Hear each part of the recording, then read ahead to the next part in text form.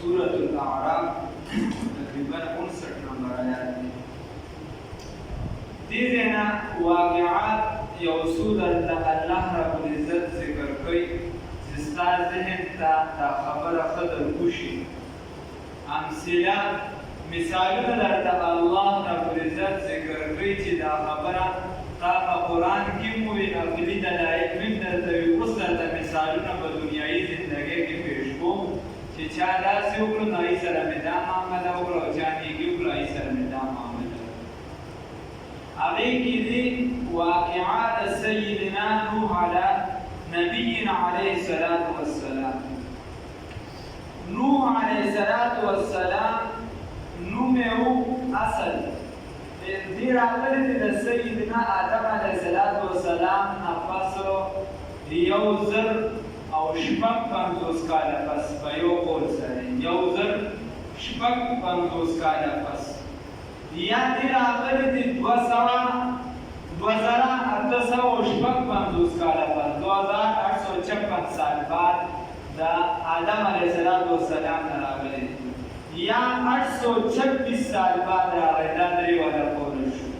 او څلورمه خبره دا ده چې دې 10 قرنه بعد راغلی دی او تقریبا د لومړني قول ورسره یو ځای کېږي او دغه مشهور هم دی چې 1056 سال بعد دی راغلی دا آدم علیه السلام.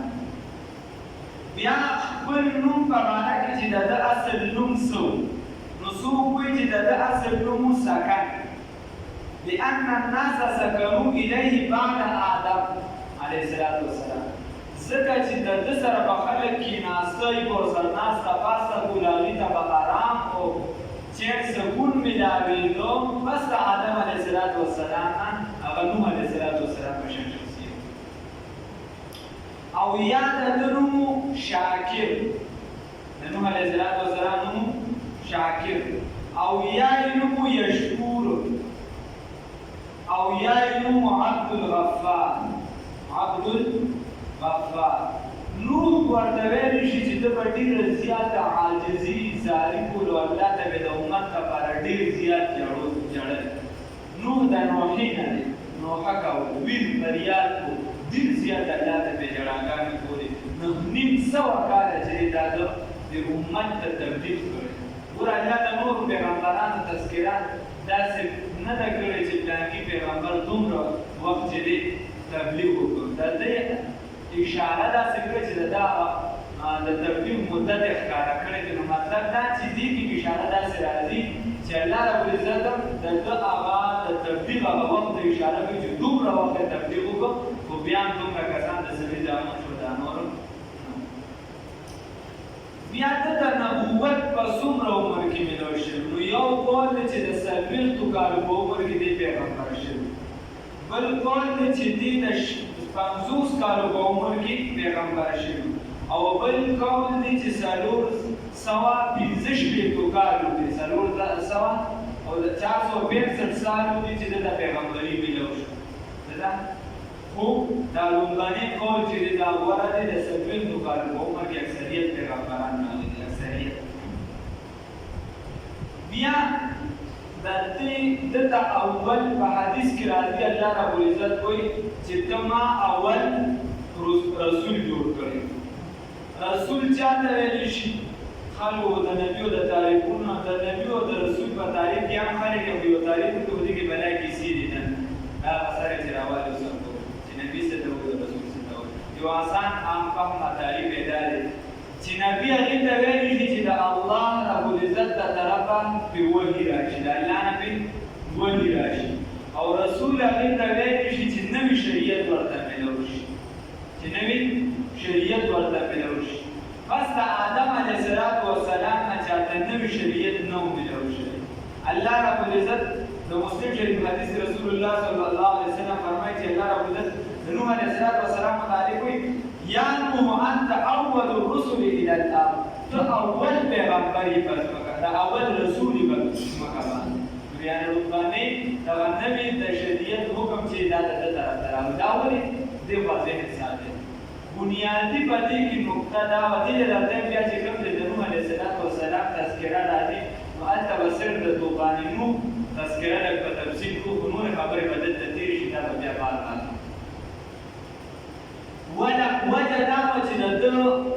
چې یعنې دې چې چا د پیغمبر رالېږلي شوي دي کې یو 15 کسه داسې تېر شوي چې د یو نوم ود سوع یغوس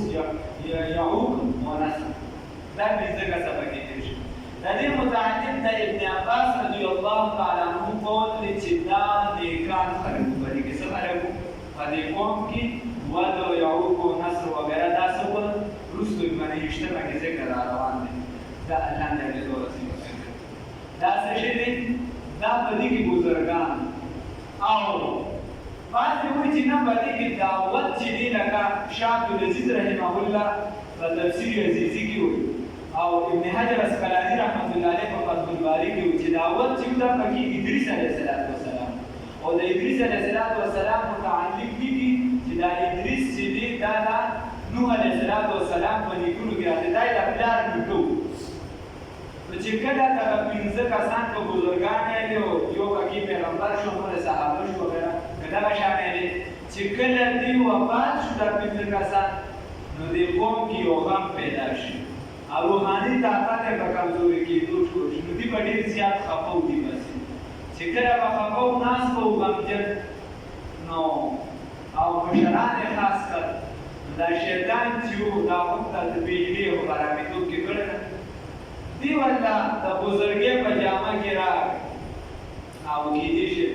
ښکلې کورتۍ هم ورسره وه سپینې جامې به وې پټکې به و بلا کیسې پیسې به وې چې راغی ورته نو دوی ته وایي چې ولې خفه یې دوی ورته وایي چې داسې داسې خبره ده نو دوی ورته وایي چې دا خو داسې کار وکړئ چې تاسو دې زړه ته تسلي ورکوئ څه کوئ د هغې دپاره تاسو د دې مجسمې جوړ کړئ نو ښایي شریعتونو کې مجسمې جایز دي اوس ډایرکټ ورته دا نه شوی چې د غیر الله عبادت وکړي نو تاسو مجسمې جوړې کړئ د دې شکلونه جوړ کړئ دا اوس هم خلک ورو ورو بیا شکلونو طرف ته روان دي د یو مجسمه جوړه کړي د بل داسې د یو کس چې دی دوی کس تېر شوي نو بس تېر شوي دي د هغه بت ته سعادت دی اوس په بت کې به څه اثر چې پلانکي لوی شاعر تېر شوي نو بس تېر شوي د هغه بت خو شاعري نه کوي یا پلانکي لوی کس رهنما رهبر تېر شوي دی د کې د پښتنو دی او که د پنجابیانو دی که د هر قام دی د هغه لپاره چا خدمت پنجابي لپاره چا خدمت کړی د هغې لپاره هغه لوی سړی دی د هر د کوم قام لپاره چې چا د خپل قوم خدمت قوم لپاره خدمت کړی د هغې لپاره لوی سړی دی بیا خبره دا ده چې ده ورته چې مجسمې چې کله په دې تیارې کړي نو ورته چې زه کله خفه کېږي راخفه کېږي نو دې ته ګورې راګورې زموږ ته تسلي ملوي چې کله آینده نسل لاړې نو هغې بیا د دې عبادت ته تیار دي په هغې باندې دغه عبادت شروع خو په دې صرف مجسمې نو په دې کې یو مجسمه داسې وه چې هغه د ادریس علیه السلام په شکل باندې و په دې یو تاریخي کول نو ما او د نوح علیه السلام د دغه خاندانه یعنې د دغه خلکو نه چې څنګه بتپرستي را شروع شو بیا نوح علیه السلام باندې پیغمبر راغی د دې نه مخکې بتپرستي نه وه شوې د دې وجې نوح علیه السلام ته نوې رسالت میلاو شي نوې حکم د دې نه مخکې نور ګناهونه شوي په ځمکه لکه قتل شوي و قابل وغیره دغه کیسې پیسې تېرې شوي خو بتپرستي نه وه شوې د دې کورو برایانو چې نوح علیه السلام پیغمبر راغی نو دې ته دعوت او تبلیغ شروع بیا سورت نوح کې به راشي چې خدای پاکه ما خو دې ته د شپې دعوت ورکړو په پټه مې ورکړو په ښکاره مې ورکړو د ورځې مې ورکړو انفرادي دعوت مې ورکړو اجتماعي دعوت مې ورکړو هغې په مقابله کې به صرف یو کار و کنځلې او چې ډېر را ښکته شو قرآن کې یو ځای کې راځي چې نوح علیه السلام ته وایي چې بس ټیک ده من پرې درسره ومنو نو دا غریبانان به ټول شاړې غریبانان به ټول شړې د ځان نه هغه به موږ ستا دعوت کوو 3 ځایه په قرآن پاک کې د نوح علیه السلام ذکر راغلی بیا تورات او بل زموږ کوم بعضې مفسرینو دي د نوح علیه السلام او د آدم علیه السلام ترمنځ ته یو نقشه اچولې ده چې دا د تنقید خو هغې کې نومونه هم کم راشي او زمانه زیاته ده نو عقلي طور صحیح ده بیا دا نوح علیه السلام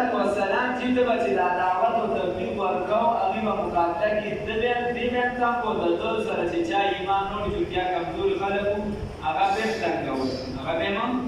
تنګول بل به یې دا کار کو چې کنځلې به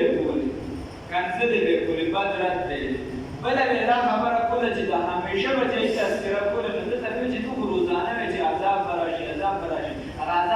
شکلونه دي موږ نه دي د عذاب کوم د عذاب راوړل دا سوالونه به کوو بس کله د دې دا یو څه بل څه شروع کړو بیا نوح علیه السلام د خدای نه دعا وکړه رب لا تذر على الارض من الكافرين ديارا انك ان تذرهم يضلوا عبادك ولا يلدوا الا فاجرا كفارا چې دعا یو خدای پاک قبول کړي په حق کې دعا او د مؤمنانو په حق کې دعا اما الله رب العزت ورته چې کشته تیار کړه نو دا داسې ارامیان بیا کشته پسې خنداګانې کوي چې داسې به تېرېده په لاره ولاړ دا کیسه پکې نه وروره وایي دې په دې وچ میدان باندې به سیلاب راځي او اوبه به دومره زیاتېږي چې زموږ هر څه به ډوبوي او بیا به دې او دا یو څو کسه دي غریبانان دي به په کشتۍ کې بچ کېږي او موږ به نه بچ کېږو دا نقل خبره ده خیر دغه کشتۍ تیاره شوه بیا ما تاسو ته وي د طوفان نوح تذکره به وروستو بیا په تفصیل را روان ته وګورو الله رب العزت چې دې طوفان راوست چې طوفان یې کله راوستو نو په دې کې کله چې نوح علیه السلام دعاګانې کولې نو د درې قسمه دعاګانې غوښتې مفسرین وایي چې په درې واړو دعاګانو کې د ده نه خپل اولاد هېر شوي د اولاد لپاره یې پکې دعا نه ده غوښتې نه ده د ده چې کوم اولادو بعد علما ولیکي چې درې واړه دا درې چې کوم هغه درې واړه چې دی هلاک شوي دي حام یافس کنعان او دا د دنیا نه کافرانو هلاک شوي دي په دې کې دا اولاد چې د طوفان عین طوفان کې ورته نوح علیه السلام وایي چې کشتۍ ته روغې دي هغه ورته وایي د څه کشتۍ ده د غر سر ته روغې دي بچ وغیره بیا دا هلاک شوي دي چونکې دنه په دعاګانو کې پاتې شوي نو د هغې په حق کې دعا نه ده قبوله شوې یو دعا نوح علیه السلام کړې رب لا تذر علی الارض من الکافرین دیارا انک یو کور هم په دې ځمکه باندې د کافرانو مه پرېږده بل یې کړې وه چې خدای پاکه ما وبخه او چې څوک ما سره مسلمانان داخل شو په دې کور کې نو درسره نږدې کړي نو او درېیمه دعا چې د ده کړې وه ولا تزد الظالمین او ظالمان چې دي چې د هلاکت نه علاوه د بل څه نه دي په دې درې واړو هغې بار بیا پرې الله رب العزت عذاب راوست اوس زموږ دا ځینې خلک د نن زمانې دا پکې مبتلا چې دا نوح علیه السلام دا زوی خپل نه و یو خو دا دغه کوي دا زوی خپل نه ولې خپل نه وي دا مخکې چې دی دا ښځه چې دا بل کس ته واده و دا یې ځان سره په تربیت کې راوستي نو دا خبره ټیک نه ده دویمه دا کوي چې د نوح علیه السلام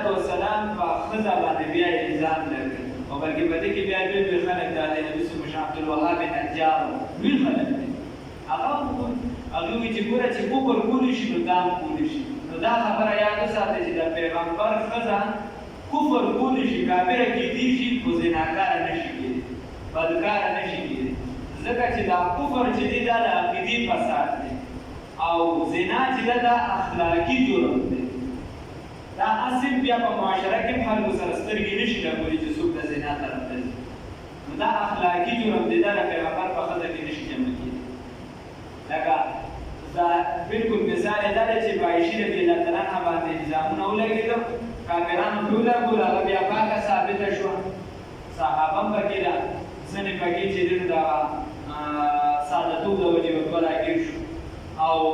هغه خو پیغمبر علیه السلام چې دی نو بیبي ده ګوره نقواله د طلاق یا د یو څه بل څه کیسه چې د پیغمبر په ښځه کې داسې ځان نه شي راجمع کېدی کفر راجمع کېدی بیا دغه زوی هم خپل و بیا دا خبره څه ضرورت نه ده ولې یو کس کافر دی نو هغه به زناکار وي یو کس کابلا کافران دي چې شراب نه څښي درسره بلکې په اسمبلۍ کې دا بل پېښ کړي چې موږ زموږ په مذهبي کتابونو کې درسره شراب شته نو دا څه ضروري نه ده نوح علیه السلام چې کله دا سیلاب وچلېد د دې دا لړۍ وچلېده دا په دې ځمکه باندې دا اوسني اعتراضات ټول ذهن کې وساتئ چې دا عذاب دا سلسله وچلېد دا په ټوله ځمکه باندې وه دا به هغه که د نوو کسانو ته به د دې ډېر ضرورت دی ذهن کې وساتئ دا په دې ټوله ځمکه باندې دا عذاب و که نه دا په مخصوص ځای باندې عذاب نو دې کې د یهودیانو هم دوه ډلې د وخت نه را روانې دي زموږ علما هم دوه ډلې دي بلکې کوم چې د دې ځمکو موږ ماهرین دي دای په خپلو کې دوه ډلې دي. نو یو قول خدا دی چې دا عذاب په دې ټوله ځمکه باندې راغلی، په دې ټوله ځمکه باندې راغلی، دا سیده په ټوله ځمکه راغلی. او چې څوک دا وایي نو هغوی وایي دا نن به درې پېرې نور هم توبات په دې ځمکه باندې چلېدلې. او بل قول دا دی چې نه دا په مخصوص ځای باندې دا عذاب چې دی دا عام نه دا خاص دی یو علاقې سره یو قوم سره په هغې باندې راغلی. بیا چې څوک وایي چې دا خاص و چې څوک وایي دا په سزا باندې راغلی نو هغوی ورله دا مختلف دلیلونه دی هغوی چې ګوره ګیر چاپېره موږ په بل ځای کې نشانې ونه موندې دا موږ بل ځای کې نشانه معلومه نه کړله. او چې څوک وایي چې نه دا عذاب عام و نو هغوی ورته وایي چې نه بلا ساره کلمه کې راوتې د موږ د غرونو په سرونو باندې داسې ځناور موندي دي هغې کې ماهرین دي د دې علم.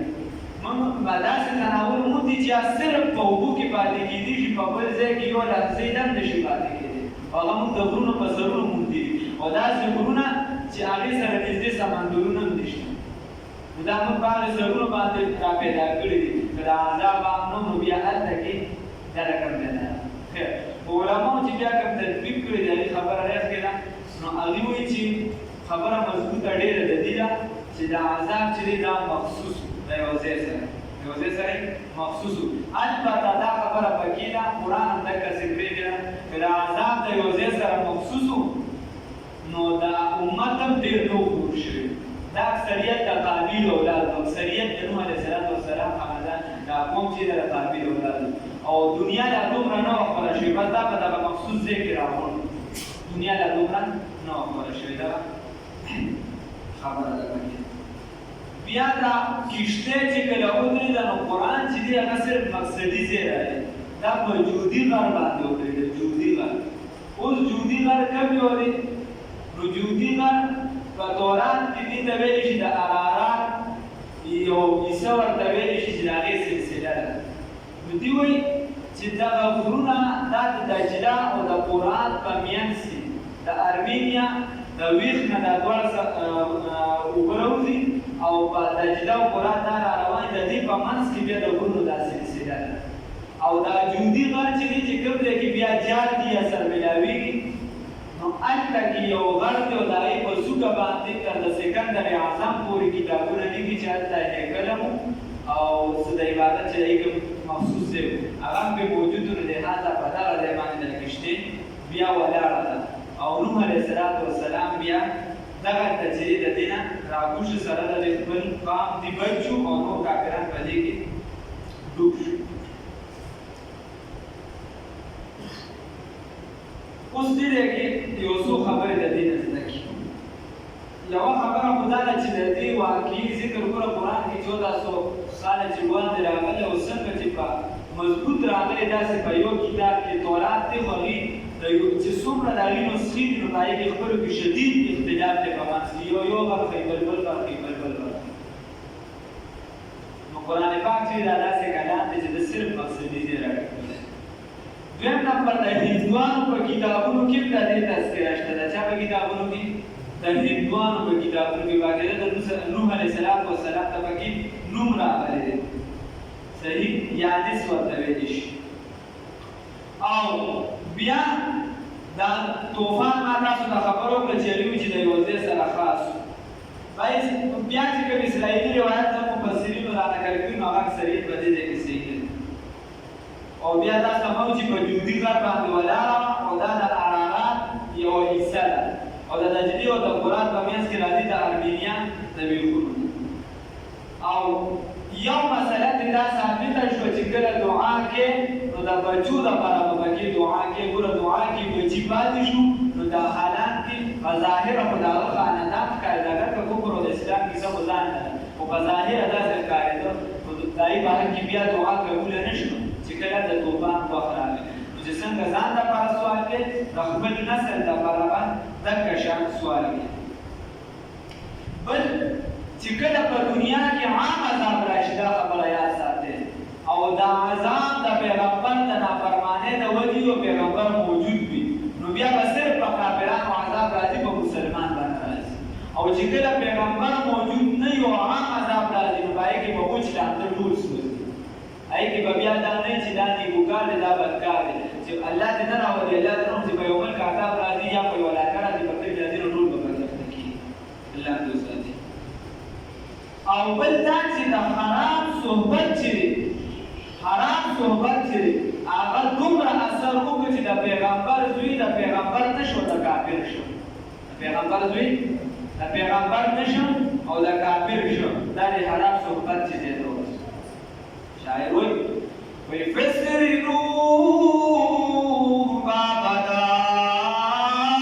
بدشستا خاندان نبوتشا گم شدا